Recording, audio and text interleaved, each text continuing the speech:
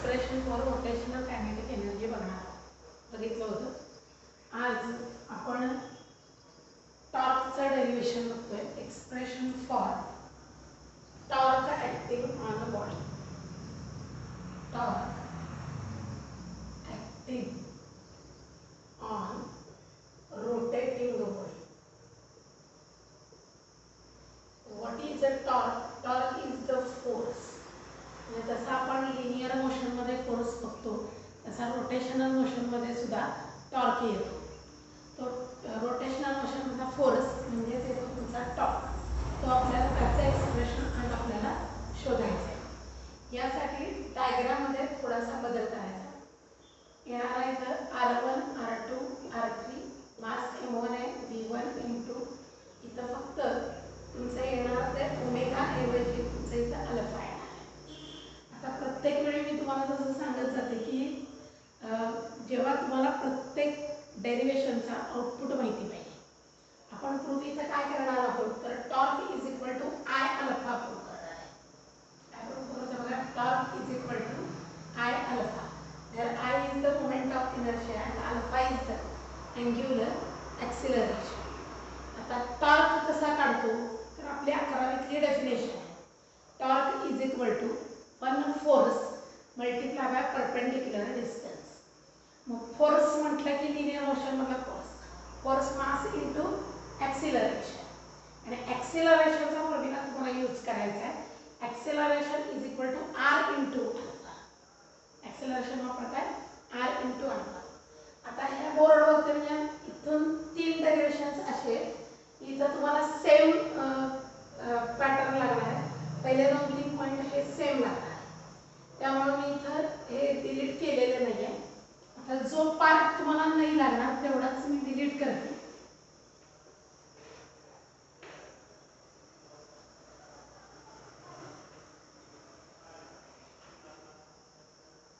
आता पहिला पॉइंट आहे तो सेम। आपला प्रश्न कसा असणार आहे 3 मार्कामध्ये किंवा याच्यावर मॅक्सिमम प्रॉब्लेम असतो। प्रॉब्लेम कसा असतो ते यानंतर मी तुम्हाला समजावतो। Obtain an expression for torque acting on a rotating body. Torque produces in a rotational motion. So torque obtain an expression for torque acting on a rotating body असा तुमचा 2 मार्काचा क्वेश्चन असेल। आता यानंतर rigid body consider करा। Consider rigid body with mass m rotating with constant angular acceleration। म्हणजे बदल लक्षात ठेवणं म्हणजे अभ्यास। constant angular acceleration alpha, axis of rotation passing through point O and perpendicular to plane of the body or its plane। आता परत सांगते, suppose that body consists of n particles with masses m1 m2 m3 mn situated at perpendicular distances r1 r2 r3 rn from axis of rotation। as the body rotates, इथं थोडासा बदल, as the body rotates its angular acceleration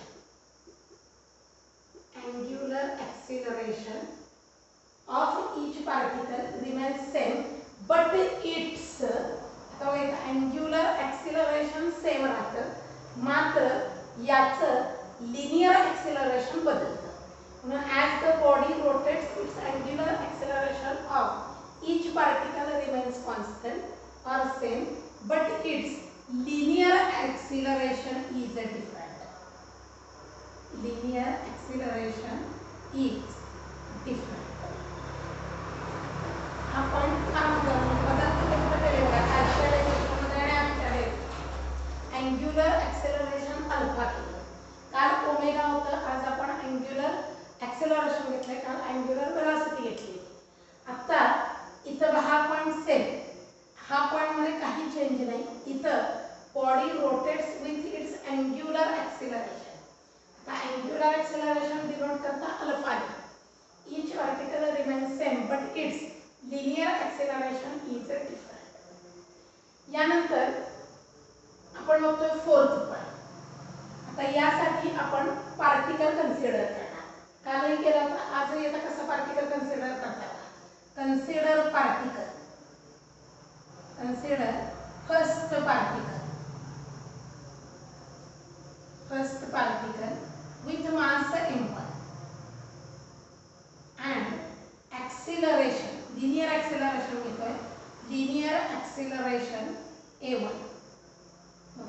Then force acting on particle is, force acting on particle is, पहिला force तुम्ही काढणार आहात, F1 is equal to m1 into a1 according to the Newton's laws of motion.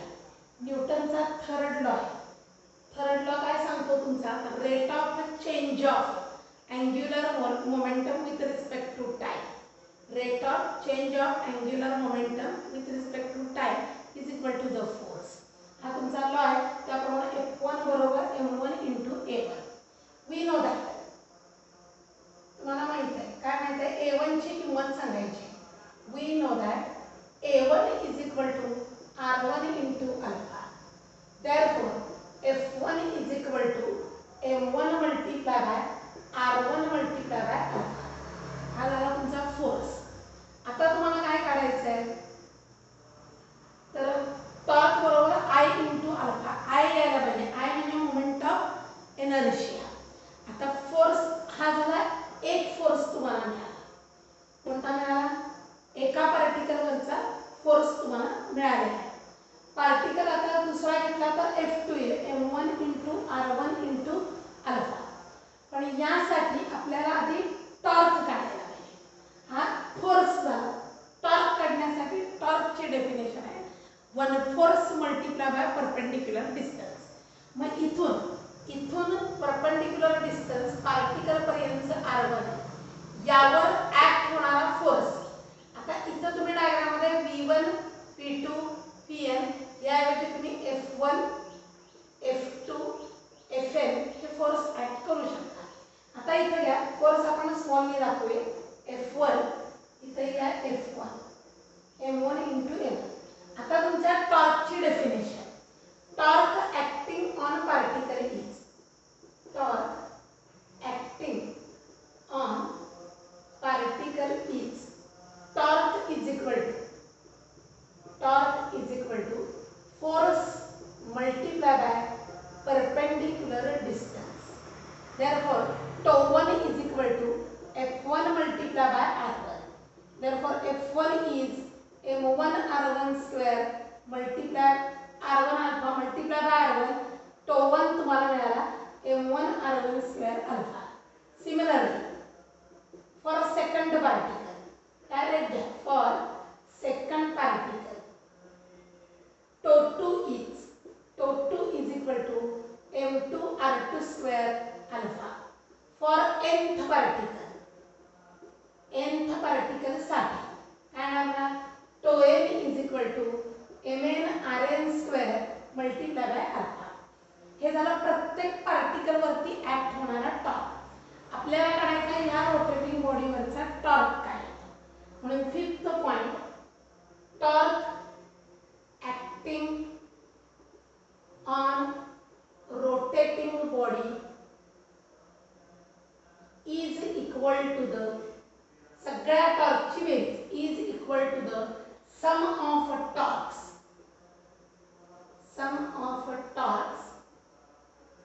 acting on each particle, acting on particles. त्या particles वर जे act होतात त्यांची सगळ्यांची बेरीज करा. Therefore τ is equal to τ1 plus τ2 plus and so on plus τn. आता प्रत्येक व्हॅल्यू घालत जा. What is τ1? m1 r1 square into alpha. Therefore τ is equal to m1 r1 square alpha m2 r2 square alpha plus and so on plus mn rn square alpha. Taking common alpha plus m2 r2 square plus and so on plus mn rn square multiplied by alpha. This is the definition of moment of inertia. It is the summation of I is equal to 1 to n mi ri square multiplied by alpha. Therefore I into alpha. Therefore, torque is equal to I into alpha. I is the moment of inertia, where I is equal to summation of mi ri square. This is the expression for torque acting on the rotating body. बघा expression मध्ये बदल काय काय केला ते बघा. पहिल्यांदा body rotate केली. बॉडी रोटेट करून रोटेट करता त्यावेळी प्रत्येक पार्टिकलवर ऍक्ट होणारा फोर्स F1, त्या पार्टिकलचं मास M1, त्या पार्टिकलचं परपेंडिक्युलर डिस्टन्स हे तुमच्या axis of rotation to point हे R1 R2 R3 dot dot Rn, M1 M2 M3 masses आहेत. F1 F2 F3 Fn हे तुमचे कोण येणार आहे फोर्स. त्याला आपण इथं ओमेगा घेतला होता, त्याऐवजी इथं येतोय अल्फा, कारण कॉन्स्टंट अँग्युलर ॲक्सिलरेशनला तुमची बॉडी रोटेट होते.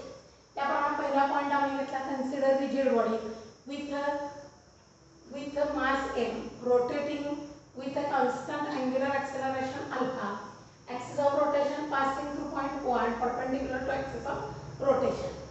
बॉडीचे पार्टिकल्स कन्सिडर करा. त्यानंतर अतिशय महत्त्वाचा पॉईंट हा कालही मी सांगितलं होतं तुम्हाला की जेव्हा बॉडी रोटेट होते तेव्हा त्या प्रत्येक बॉडीचं लिनियर वेलॉसिटी डिफरंट असते, मात्र अँग्युलर वेलॉसिटी सेम असते. तसे इतर प्रत्येक पार्टिकलची लिनियर ॲक्सेलरेशन डिफरंट आहे, मात्र अँग्युलर ॲक्सेलरेशन हे सेम असतं. मग आपण एक पहिला पार्टिकल कन्सिडर करा, त्याचं मास M1, त्याचं लिनियर ॲक्सेलरेशन A1, त्याच्यावर फोर्स ॲक्ट होणारा आपण काढून घेतला according to Newton's law of motion. नंतर वी नो दॅट A1 बरोबर R1 इंटू अल्फा, F1 बरोबर M1 R1 इंटू अल्फा. तुम्ही किंमत घातली A1 ची, A1 R1 अल्फा.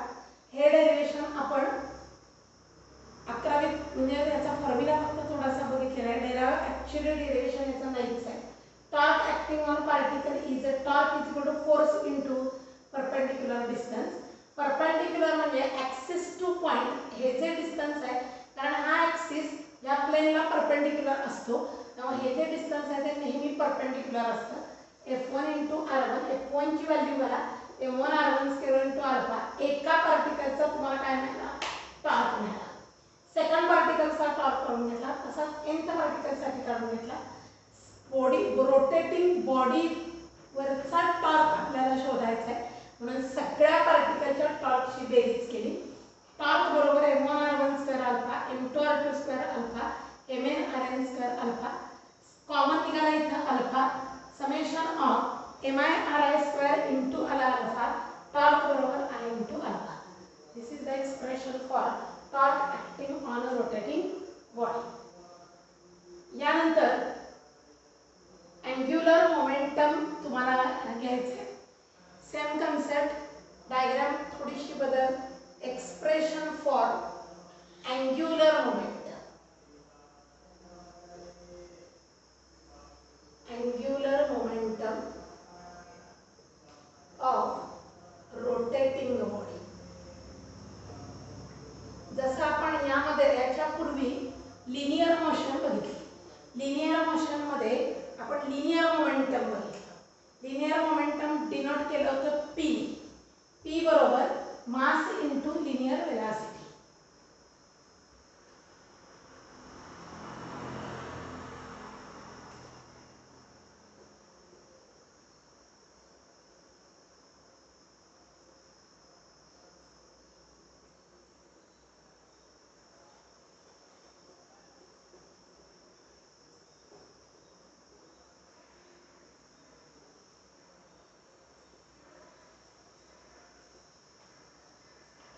बघा आता अँग्युलर मोमेंटमचं डेरिवेशन. परत इथं तुमची वेलॉसिटी येणार आहे V1, इथं वेलॉसिटी येते V2, इथं वेलॉसिटी येणार आहे तुमची Vn.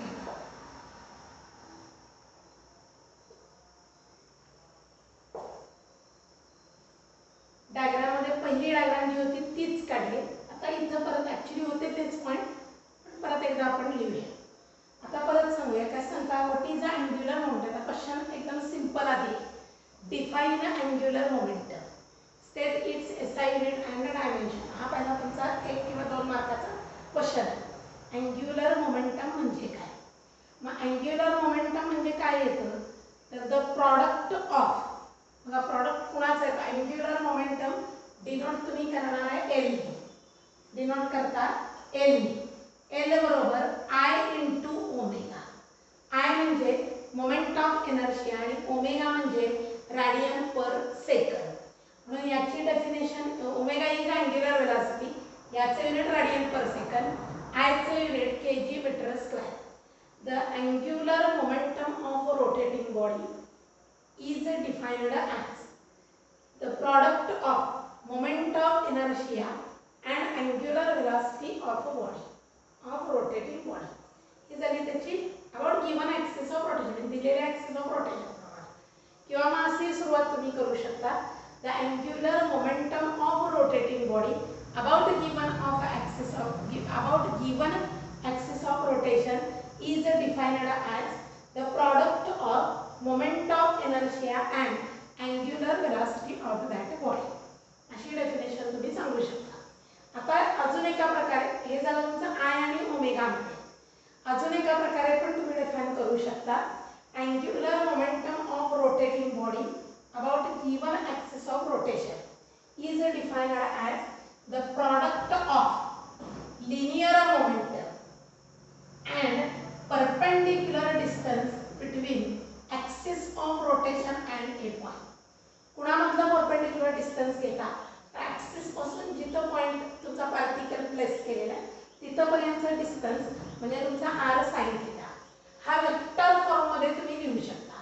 एल बार बरोबर R bar cross P bar. Cross product म्हटलं की तुमचा साइन थिटा येतो. मॅथमॅटिक्स मध्ये बघितलंय, गेल्या वर्षी फिजिक्स मध्ये आपण बघितलेलं आहे. क्रॉस प्रॉडक्ट असेल तर तुमचा साइन थिटा येतो. पी म्हणजे लिनियर मोमेंटम, हे मी पी ने दाखवतो. पी आहे आर साइन थिटा. आर म्हणजे perpendicular distance from axis of rotation, sine theta. म्हणून वेक्टर प्रॉडक्ट मध्ये तुम्ही लिहिता R bar cross P bar. म्हणजे दोन प्रकारे तुम्ही डिफाइन करता. एल बरोबर पी आर साइन थिटा हा वेक्टर फॉर्म झाला. आत्ताच आपण आणखी एक सांगितलं आय इंटू ओमेगा. आता यावरून तुम्हाला युनिट सांगायचं आहे. युनिट इज एसआय युनिट असेल तुमचं, सीजीएस युनिट असेल. युनिट कसं सांगता मला, लिनियर याच्यावरून सांगितलं तरीच आहे. केजी मीटर स्क्वेअर आणि पर सेकंड असं काय येतं तर तुमच्या आयचं युनिट केजी मीटर स्क्वेअर येतं आणि ओमेगाचं युनिट रेडियन पर सेकंड येतं. त्यामुळे आपण रेडियन घेत नाही म्हणून फक्त काय घेतलं केजी मीटर स्क्वेअर पर सेकंड. याचं तुम्ही सीजीएस युनिट पण घेऊ शकता. CGS unit is gram centimetre square per second. याचं डायमेन्शन तुम्ही सांगणार आहात. डायमेन्शन सांगितल्याप्रमाणे एम एल आणि टी. M1 L2 आणि T-1 हे झालं त्याचं डायमेन्शन. म्हणजे 2 मार्काला हा क्वेश्चन घेऊ शकतो. तुम्ही डेफिनेशन दोन प्रकारे देताय, in terms of angular velocity आणि म्हणजे angular velocity moment of inertia आणि in terms of linear momentum आणि तुमचं परपेंडिक्युलर डिस्टन्स. या दोन्ही मध्येही तुम्ही डेफिनेशन सांगू शकता. आपण जे आता डेरिव्हेशन घेणार आहोत त्या डेरिव्हेशनला आपण एल बरोबर आय ओमेगा तुम्ही प्रूव्ह करणार आहे. यासाठी आपल्याला हा फॉर्म्युला लावायचा आहे, P into R sine theta.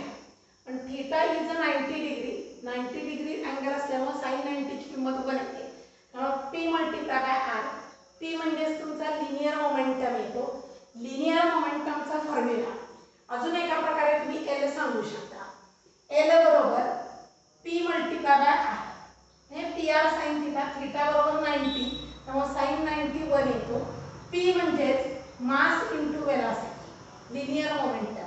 P is linear momentum, R is the perpendicular distance. आता याच्यावरून जरी तुम्ही युनिट काढायचं म्हटलं तरी जमतं. याचा उपयोग आपल्याला आता करायचा आहे. M is in KG, velocity is in metre per second, distance metre. त्यामुळे तुमचं केजी मीटर स्क्वेअर पर काय तर सेकंड. हा फॉर्म्युला आपल्याला आता वापरायचा आहे. P multiply by perpendicular distance L साठी आपण वापरणार. आता डेरिव्हेशनला तुमची सुरुवात. प्रश्न obtain expression for angular momentum of rotating body. काय प्रश्न येतो बघा, angular momentum of rotating body. आता मग पहिला प्रश्न तुमचा consider rigid body rotating with constant angular velocity omega. Axis of rotation pass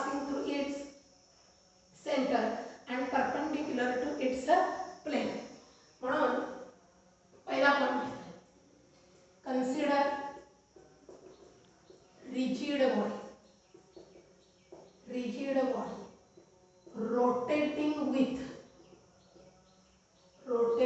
with constant angular velocity omega,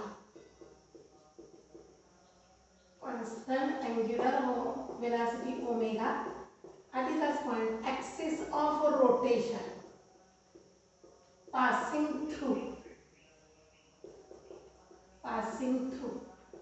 point O and perpendicular, हा सिम्बॉल माहित नसेल, माहिती असायला पाहिजे, perpendicular to its plane, त्याच्या प्लेनला परपेंडिक्युलर असते. आता सेकंड पार्ट, तुमच्या बॉडीमध्ये आपण पार्टिकल्स किती घेतोय, त्या पार्टिकल्सचं मास, त्याचं डिस्टन्स. म्हणून सांगायचं इथं suppose that body consists of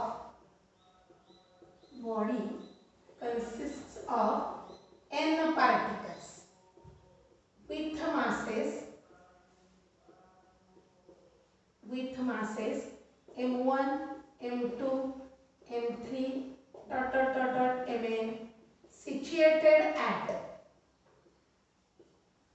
perpendicular distances r1, r2, r3 rn from axis of rotation. बघा तुम्ही जर बघितलं तर मगाच्या दोन पॉइंट मधले, दोन डेरिव्हेशन मधला जो पॉइंट आहे तोच मी घेतल्यामुळे ही सलग तीन डेरिव्हेशन मी घेतलेली आहे. Body consist of n particle with masses m1, m2, m3 mn situated at perpendicular distances r1, r2, r3 rn from axis of rotation. आता आपल्याला पहिल्यांदा लिनियर मोमेंटम काढायचं. लिनियर मोमेंटम म्हणजे p ने आपण डिनोट करणार आहे. परपेंडिक्युलर डिस्टन्स r1 घेणार आहे. यावरून तुम्हाला मिळणार, आपल्याला काढायचं आहे काय, l बरोबर अँग्युलर मोमेंटम काढायचं. अँग्युलर मोमेंटम म्हणजे काय, linear momentum multiply by perpendicular distance. म्हणून आधी लिनियर मोमेंटम आणि नंतर तुम्ही अँग्युलर मोमेंटम प्रत्येक पार्टिकलचं, सगळ्या पार्टिकलच्या अँग्युलर मोमेंटमची बेरीज करा. आता तुम्ही सांगणार काय सांगणार, ॲज द बॉडी रोटेट्स, आता सांगा काय constant, it's angular velocity remains constant, angular velocity remains constant. But आता कोणतं डिफरंट राहणार, but linear velocity is different.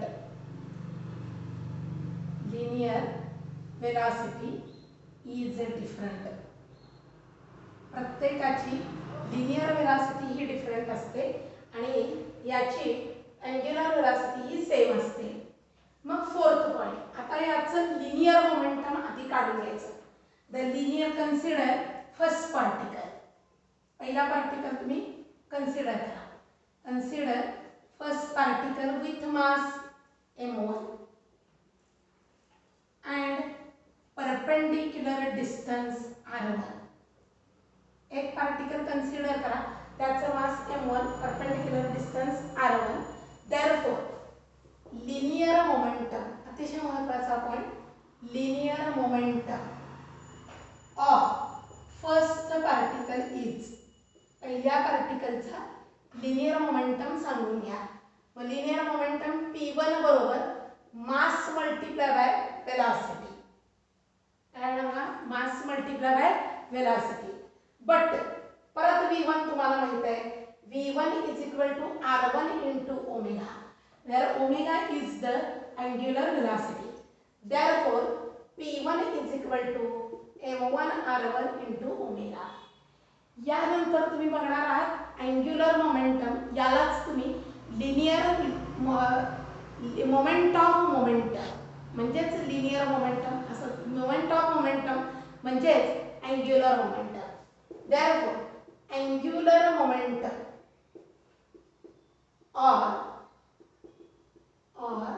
moment of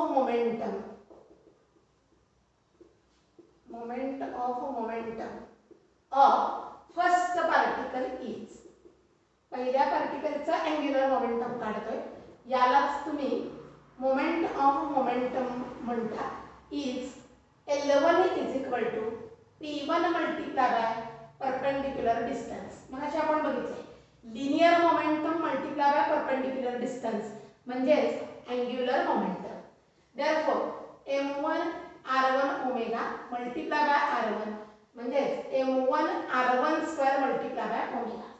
similarly for second particle साठी तुम्ही अँग्युलर मोमेंटम बघा L2 is equal to m2 r2 square omega. For nth particle साठी बघा Ln is equal to mn rn square into omega. Therefore point बदला, fifth number चा point. Therefore the angular momentum of rotating body is equal to the sum of angular momentums of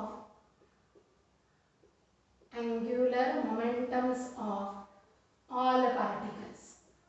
सगळ्या पार्टिकलच्या angular मोमेंटमची तुम्ही बेरीज करा, मला त्या बॉडीचा angular momentum मिळतो. Therefore L is equal to L1 plus L2 plus and so on plus Ln. L1 is m1 r1 square omega, L2 is m2 r2 square omega plus and so on plus mn rn square into omega. Taking omega common, m1 r1 square m2 r2 square plus and so on mn rn square multiply by omega. आता ही value म्हणजे summation of mi ri square where I is equal to 1 to n multiply by omega and it is the I. L is equal to where I is equal to summation of mi by definition of moment of inertia. I is equal to summation of mi ri square. I is equal to 1 to n. This is the expression for angular momentum of rotating body. यामध्ये diagram बघितलेली आहे. पहिली जी diagram आपण काढली होती kinetic energy of rotating body त्याप्रमाणेच तुम्ही काय करायचंय त्याची डायग्राम घेतलेली आहे. पहिला पॉइंट कन्सिडर करायचा, दुसरा पॉइंट बॉडीमध्ये एन पार्टिकल्स आहेत सांगा. त्यानंतर as the body rotates its angular velocity remains constant but a linear velocity is a different. एक पार्टिकल पहिला कन्सिडर करा, त्याचं मास m1 आहे, त्याचं परपेंडिक्युलर डिस्टन्स r1 आहे, त्यावरून तुम्ही त्याचं लिनियर मोमेंटम काढून घ्या. आता काही गोष्टी ह्या 11वीतल्या तुम्हाला यायला पाहिजे. लिनियर मोमेंटम हा 11वीत झालेला कन्सेप्ट आहे. तिथं law of conservation of momentum सुद्धा आपण बघितलेला आहे. त्यामध्ये लिनियर मोमेंटमची डेफिनेशन आहे मास मल्टिप्लाय बाय वेलॉसिटी. त्यामुळे आणि हे कोणत्या लॉवरून आलं तर law Newton's third law of motion, यावरून तुम्ही मोमेंटम तिथं बघितलेलं आहे. P1 बरोबर m1 इंटू v1 हे डेरिवेशन v1 बरोबर r1 ओमेगा, ती किंमत आपण इथे सबस्टिट्यूट केली. अँग्युलर मोमेंटम हा पहिल्या पार्टिकलचा काढला. अँग्युलर मोमेंटमला अजून एक नाव आहे मोमेंट ऑफ मोमेंटम. म्हणजेच काय ते तर तुमचा लिनियर मोमेंटम येणारा तुमचं लिनियर मोमेंटम आणि परपेंडिक्युलर डिस्टन्स यांचा गुणाकार म्हणजे तुमचं येते L1. त्याच्या व्हॅल्यू सबस्टिट्यूट केल्या m1 r1 square omega. Similarly for second particle m2 r2 square by omega into omega. nth particle साठी घेतलं, सगळ्या पार्टिकलच्या अँग्युलर मोमेंटमची बेरीज केली, तुम्हाला त्या बॉडीचा अँग्युलर मोमेंटम मिळाला. सगळ्यांची बेरीज केली, व्हॅल्यू सबस्टिट्यूट केली, ओमेगा कॉमन घेतला. ही जी डेफिनेशन मिळाली ती तुमची मोमेंट ऑफ एनर्जियाची. L बरोबर I into omega where I is the summation of mi ri square is the expression for angular momentum of rotating body. आज आपलं हे 7वं लेक्चर झाले. तुम्ही माझ्या चॅनलला लाईक करा, सबस्क्राईब करा आणि व्हिडिओ चांगल्या प्रकारे बघा. काही जर असतील तुम्हाला तर तुम्ही शंका विचारू शकता. पण जर रोजच्या रोज व्हिडिओ बघितला तर तुमचा तो चॅप्टर क्लिअर होत जाईल.